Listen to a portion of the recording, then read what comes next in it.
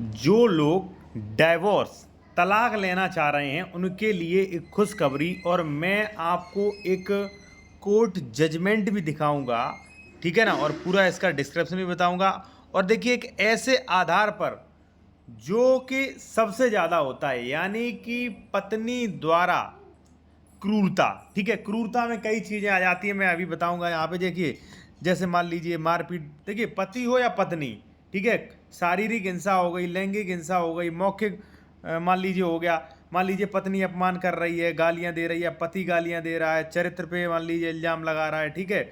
और मान लीजिए पुरुष जो है वो पत्नी को गालियाँ दे रहा है, संतान ना होने के कारण अपमान कर रहा है, ठीक है, लैंगिक वो उत्पीड़न, ठीक है ना, शारीरिक हिंसा, ठीक है ना। तो ये कोई भी कर सकता है, ठीक है। पत्नी भी शारीरिक हिंसा कर सकती है, कई बार पत्नी मारपीट करती है, कई बार पत्नी ही गालियां देती है, कई बार पत्नी जो है वो खाना नहीं देती है माता पिता को, ठीक है, पति को खाना नहीं देती है, गालियां देती है, आरोप लगाती है, धमकियां देती है झूठा फंसाने की। तो ऐसी कई चीज़ें हैं, उनमें भी तलाक लिया जा सकता है। अब चलिए मैं आपको ऑर्डर दिखाता हूँ। ये देखिए यहाँ पे क्या है, पत्नी द्वारा क्रूरता के आधार पर तलाक की अज्ञप्ति डिक्री, ठीक है।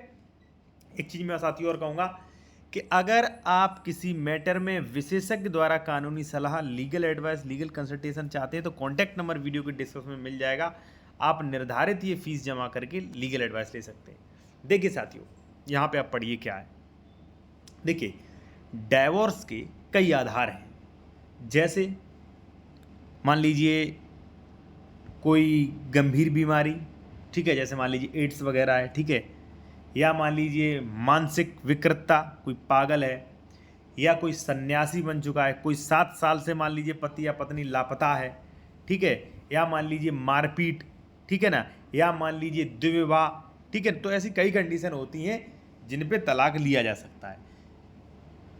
यानी कि तलाक जो है कंडीशंस भी लिया जा सकता है, या पति पत्नी द्वारा क्रूरता, ये भी एक कारण हो सकता है।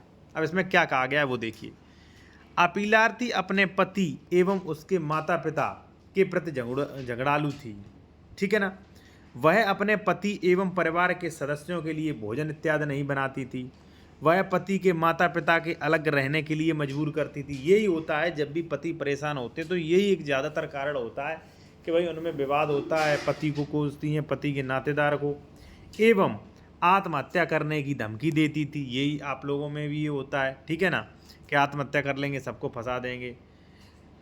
इसके बाद बिना किसी कारण के प्रतिवादी का अवित्यजन किया, ठीक है। प्रतिवादी मामले को सुलझाने की प्रयास करता, परंतु अपीलार्थी मामले को सुलझाने का प्रयास नहीं करती थी, यानी कि महिला, एवं उसने प्रतिवादी का अवित्यजन जारी रखा।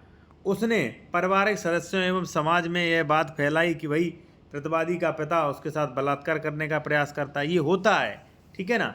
अपीलार्थी द्वारा किए गए कृत्य समेत प्रभाव पर विचार करने के बाद यह प्रतीत होता था कि अपीलार्थी ने प्रतिवादी एवं उसके माता के साथ क्रूरता का कृत्य किया है, यानी कि उस महिला ने क्रूरता का कृत्य किया है।